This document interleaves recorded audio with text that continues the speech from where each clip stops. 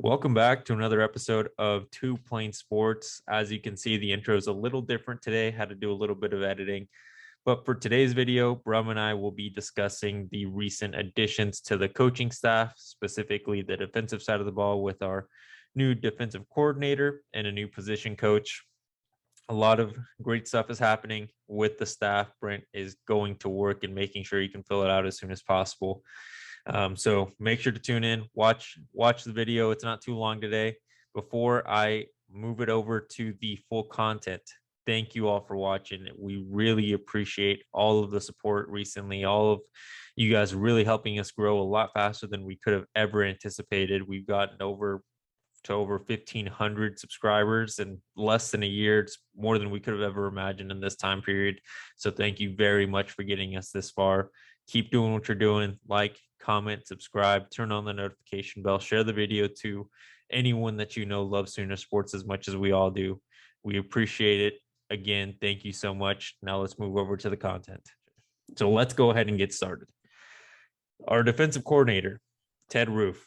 He was definitely a surprise hire. I think a lot of Oklahoma fans are, a little bit wary about the hire. Definitely a guy that he's had success in his past. I mean, he won a BCS championship with Auburn back in 2011 as a defensive coordinator. He's going to be serving as a defensive coordinator, like I just mentioned, and he will also be the linebacker coach for Oklahoma. I guess the biggest concern before I kick it over to Brum that I have is he has moved a lot. If you go back and look at his coaching history, it seems like it's about every year or two he moves on to a different opportunity. And I understand, better things come up, bigger money, money talks. We've been saying that over the last week or so with how coaching has been in college football, but this dude has been moving from big program to small program, back to big program, back to smaller program. It's really kind of confusing, and it's hard to know what was happening almost 10 years ago in some cases, but he still has had success. But I'll kick it over to Brum. What do you think about the hire, and what do you expect from Roof? Yeah, I mean, it went against everything I was expecting for Venables and Joe Castiglione to hire. It was something that, an older guy, I think he's 57 years old. Uh, I know Venables is 50 years old, but I was expecting someone young, new and upcoming, just like a Jeff Lebby of the offense. But what this is kind of telling me is he's looking for someone that he knows, Venables is familiar with, he's comfortable with, and someone that will call a defense that Venables will do so himself if he was the defensive coordinator. I know that Venables is going to have his hand firmly inserted into this defense and is going to be, firmly in control, even though he's going to have a defensive coordinator. He's going to have a hand in this. So, knowing that Venables is going to have that much say in this defense, it makes me feel okay about the hire. It's not something that I'm ecstatic about or excited about, but there must be a reason. And I don't know if Roof is a hire like what Lincoln Riley had with Ruffin McNeil. I've seen some people kind of make that connection. It makes a sense. It makes sense because McNeil wasn't the greatest coach, but he wasn't bad by any means. Kind of an older guy, more of a mentor for Lincoln Riley. And, I know Roof was only there at Clemson for a year, but he must have some sort of relationship with Venables that maybe extended before his time at Clemson to make him feel comfortable, because you're talking about him moving jobs every single year. I mean, if you look at it in the last 5 years or 4 years, 2018 he was the NC State assistant head coach, defensive coordinator, Vanderbilt, and then he went to Appalachian State, defensive coordinator, Vanderbilt, defensive coordinator, Clemson, defensive analyst, and now he's the defensive coordinator and linebackers coach for Oklahoma. So he's been moving around all over. And I know it's Vanderbilt, and don't get me wrong, Vanderbilt is one of the, it's not a great program in the SEC, but as the defensive coordinator there during the COVID season, they gave up 37 points a game. And I'm not saying that's what Oklahoma's going to do, but I just find it interesting that he would hire him. I mean, he was 6-45 overall as a head coach at Duke. And I'm not saying that Duke team was very good, because it wasn't. But in 3 seasons, if you win 6 games, that there's something seriously wrong. And this is not the hire I was expecting and or hoping for. Um, but I have to just sit back. I'm not a coach. I'm not a scout. I just have to sit back and just trust that Venables knows what he's wanting. Um, there has to be a reason. It must be a level of comfort with him. And I know Venables is a little nervous being a head coach, and there's probably more to it than we're seeing. What do you think? Yeah, so I agree with the points you made. He hasn't had a lot of success recently, but he did have success in the SEC when he was in a bigger program with Auburn. Like I just mentioned, he was a BCS champion um, back in 2011. So it's been 10 years, and by the time the next season ends, it'll be 11 years. So it's been a while, but he did also coach. He's a coach that has gone through some adversity. He was hired by Bill O'Brien in 2012 at Penn State as their defensive coordinator. And for the people that don't recall, it has been almost 10 years from that point. But that was when Penn State was going through all their sanctions after the Jerry Sandusky stuff. They were sanctioned a 4-year postseason ban. They lost 40 scholarships in the span of those 4 years. And any player that wanted to could have transferred out without any penalty. Somewhat like, and who knows, just kind of looking back, it could have been a tester for a transfer portal scenario, because those are essentially the first transfer portal student athletes. But at that time, he still led the Lions to rank 29th overall in total defense, 28th in pass efficiency defense. So they were good against the pass, 23rd in rushing defense, 16th in scoring defense, 15th in tackles, and they tied in red zone defense. So he knows how to do his job. I think the hire was definitely for culture building. He's had success at high levels when he is at high levels, and pretty much when he has the talent that can be coached to be great, he can do it. When he doesn't have that type of talent, a little bit less reliable from a statistical standpoint, but he definitely isn't. He doesn't seem like a guy that's scared to coach. The one thing that does make me look back and kind of have my hesitancies about him is he went from having a defensive coordinator positions at all these different schools, from Auburn to Penn State to Central Florida, and then he somehow found his way back to somewhat of a demotion at defensive analyst with Clemson in 2021. So and that could have just been, his defense needed to be tweaked a little bit. He needed to just step back and see what's working now. Maybe he's a guy that needed to study up a little bit more before getting back into a coordinator position. And hopefully that year with Clemson helped. But then it's also, he's familiar with Venables. He knows how Venables wants to coach his defense, just like the other defensive analyst in our new defensive line coach and Miguel Chavez. He's familiar with Venables and knows how he wants his defensive line coached. So those are just guys that definitely need, I'm not going to say prove themselves, but guys to watch and see how their units progress over the next couple of years. Because I don't expect this offseason to be a reflection of how they coach, because it's just 8 months that they're going to get with their whole unit. So we're definitely something to watch out for over the next two or 3 years. Hopefully they prove that they were the greatest hire that Venables could have made at this point, and they work out. But there's definitely a cause for fans to look at and be like, all right, not what we expected, but like you said, at this point we have to trust what Venables is doing, because he is also doing what he believes is best for this team and the culture he wants to build. Yeah, and it might be something that, same with Ruffin McNeil, that he brings a guy in that is, in his late 50s, someone that he's comfortable with, someone that has been around the block, has seen absolutely everything. He's coached at the highest of levels, won a national championship, coached at very low levels, and everywhere in between. It might be one of those deals that this might be a stepping stone kind of guy, where Venables is hiring someone that he's comfortable with, has had a ton of experience, and can get the Sooners to a really good spot with Venables' assistance. And this might be something that maybe he's going to use this for a couple years, and then he's going to hire a hot shot, up and coming kind of guy, or maybe even internally he has someone in plan that could take over.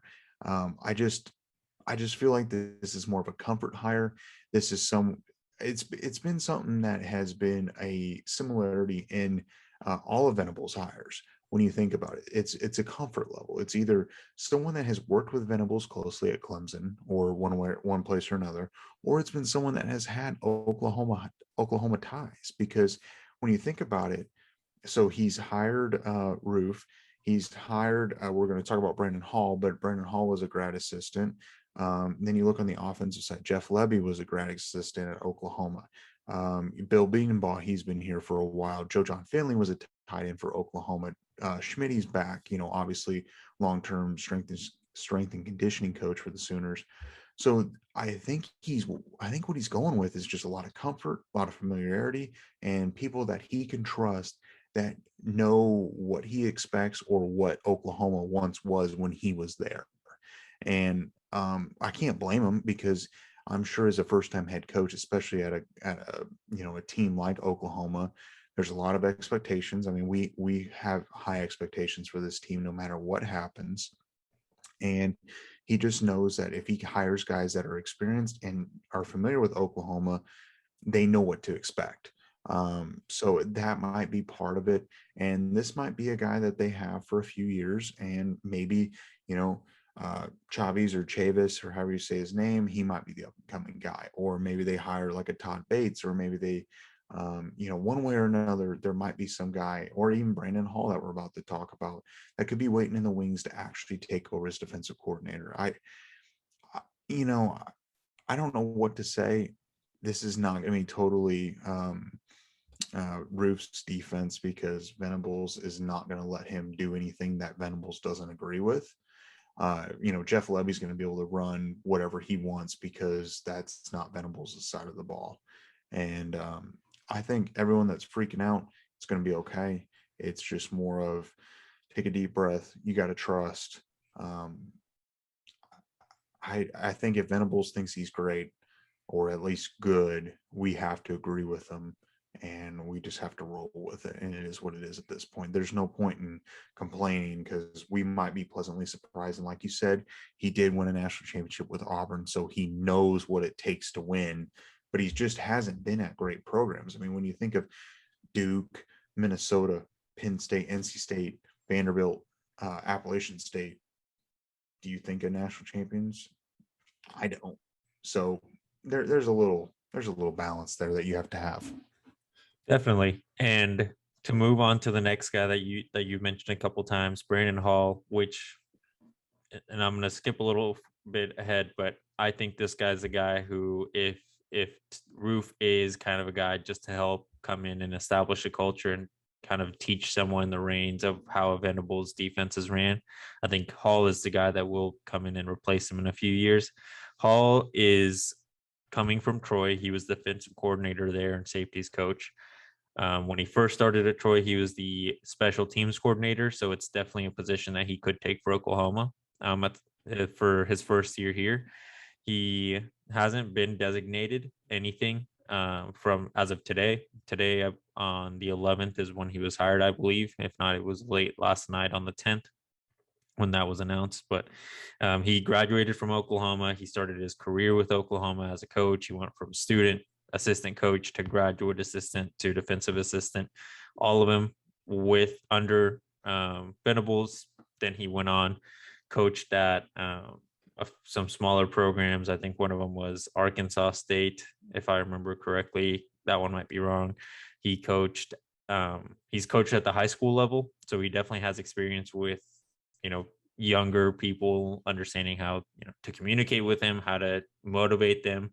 He coached at Broken Arrow High School for a couple of years as an assistant a defensive assistant and defensive coordinator at Broken Arrow High School. He is from Oklahoma. He's from Newcastle, so he's very much he's grown up with Oklahoma and in his blood. So he's the definition of Sooner born and Sooner bred. So this dude is going to more than likely, I would say, be the safeties coach.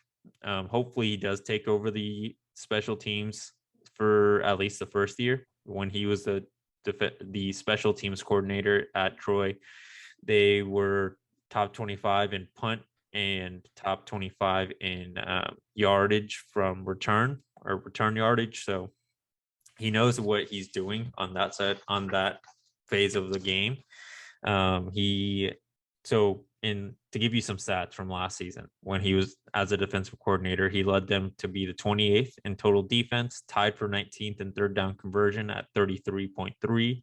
And if you want to compare that to Oklahoma, I believe Oklahoma was around the 37.5 range, and they were closer to being somewhere in the 30s for total ranked nationally.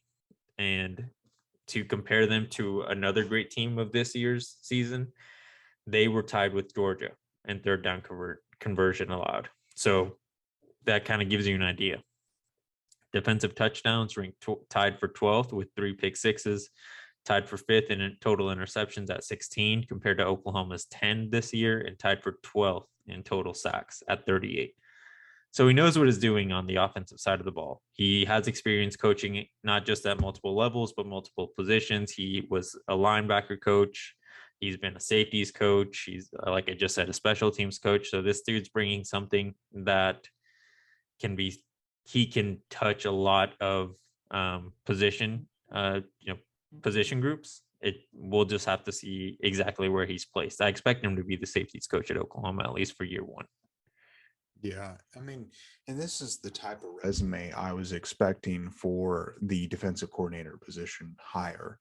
I was expecting, he's quite a bit younger. He's about 45 years old, someone that hasn't really been at the highest of high levels. I know he's with the Auburn for a year, but for the most part, like you said, he's been with Troy for the last 3 years, then Jacksonville State, then he had a year at Auburn, then Arkansas State, and then it's been Oklahoma, Central Oklahoma, and Broken Arrow High School. So his biggest program has been Oklahoma and Auburn, but he hasn't had the biggest roles. But anyone that this is the thing, I don't care what level of football you're at, whether you're at high school or whether you're at Alabama, Oklahoma, or all the the blue bloods. If you can coach a defense that can lead or be top 10, be top 15, be top 25 overall in college football, and in these various categories of turnovers or yards allowed or points allowed or whatnot, you know what you're doing because you're playing equal competition. If everything's equal and you're able to coach at that high level, you're a good coach. Just like if you're at Troy, you put up those numbers. You go to Oklahoma and you have the talent that you have. In theory, you should be able to coach to similar levels because the skill level will be at least somewhat similar or maybe in your favor. This is someone that I could see, like I mentioned a little earlier, that if he progresses and he does well as the safeties coach, assuming that that's what he is, I could see him stepping into the role of defensive coordinator over the next few years if Roof is let go or if Roof has other opportunities elsewhere. Because, I mean, let's face it, if this Venables defense does really well and Roof is the defensive coordinator, he's going to have options elsewhere. I mean, he's been coaching for 20, 30 years, and it seems like he's been everywhere, but someone's going to give him the opportunity. And I feel like Hall is someone that'll be standing there and waiting to take over. Troy, he was the interim head coach this season as well because Troy's head coach was let go, I believe, or he was hired somewhere else. He must have felt like that this was a better opportunity for long-term growth. Maybe he was thinking the same thing, that he might have a chance now to move up and maybe be a co-defensive coordinator here pretty soon. I just think at the end of the day, if you can coach football, I don't care what level you're at, all the good programs are going to find you. And it seems like Oklahoma's circling back to him, and he probably is getting a nice pay raise. And like you said, he's from Newcastle. So why wouldn't you come home and, go with someone that you've coached with and you're familiar with, in Brent Venables? And I will be. It'll be interesting to see, but I just want a great defensive back coach at the end of the day. And if he specializes in safety, and in safeties, and we need to hire a cornerback or defensive back coach overall, so be it. But we just need someone that can develop DBs really, and Yeah. he might be that guy. Yeah, and that's a position that, from what we've seen in the comment section and just looking at the depth chart, that may be a position, talking about safety specifically, that will need to be developed over this upcoming offseason. We're potentially losing Pat Fields and DTY, starting safeties, and maybe they decide they want to shift Key Lawrence back to his natural position in safety, or at least what he was brought in from Tennessee. So we're definitely going to. I think this is a guy that can do that job and bring and either develop or move the right guys over to the safety position that are going to create turnovers, or keep big plays from happening. Because at the end of the day, the safety's job is to make sure no one gets over top of him, and he can make tackles in the open field. And that's something that this last year, our safety did a good job of in general, and not allowing huge plays, but the tackling was definitely something that needed to be worked on. And I think overall this defensive staff is going to work on that and make sure they're tough, along with Schmitty, to make sure that they're in condition and have the strength to do so. This staff so far, while there are some question marks, overall seems like is going to put the guys in position to succeed. And now there are still a couple positions that need to be filled, position coaches to be filled. We expect Brandon to be the safeties coach. So we'll probably still need to get a full-time DB coach to coach, Latrell, Billy Bowman, our corners. Todd is going to be a linebacker coach, so we'll need an outside linebacker coach and defensive end. Because from what my understanding, Miguel Chavez is just a defensive line coach, mainly focusing on the interior of the line. If I remember correctly, or is he the outside linebacker defensive end coach? He's more of the defensive end. So you got it backwards from my Okay. understanding, from his Twitter account anyway. He's the defensive end coach, and we're looking for more defensive line coach, and hopefully that's Todd Bates, but nothing's come out yet. Yeah. So those are definitely a couple of one guy that might need to be filled in here. And then hopefully if Brandon's not the special teams coordinator, then we get a special team coordinator soon. I mean, it's been less than a week since Venables has been on officially as the Oklahoma head coach. So he's moving pretty quick. The staff is filled out quick. And if you guys watch our last videos, Brent has been on his P's and Q's when it comes to recruiting. So he's got a lot of things on his plate right now, but recruiting has been what seems to be priority number one outside of filling out his staff. But thank you guys so much for watching. We really appreciate it. Like I said at the beginning, this channel is growing super fast, and we can't do it without you guys. Make sure you keep doing what you're doing. Like, comment, subscribe, turn on the notification bell. Let us know if you made it to the end of the video. And in your comment, let us know what you think about the new defensive staff. It's going to be a great year going into the offseason and into the next season. But, we're just as excited as you guys are. Make sure you also let us know what you want to see. We want to provide you guys content that you actually want to watch. So let us know. We'll do our best to get that stuff to you. And we're going to be keeping up with the recruiting process here in the next coming days, as National Signing Day is this coming Wednesday on the 15th. And a lot of stuff is going to be coming out, a lot of news, a lot of new recruits, hopefully no decommits, but only time will tell on that front. Make sure you're also following all of our social media, checking out Spotify. If you don't like popping it on YouTube, you can follow us there. Everything at 2 Point Sports. I'll make sure there's links down in the description below. Other than that, thank you all for watching. Again, we appreciate it. We'll see you next time.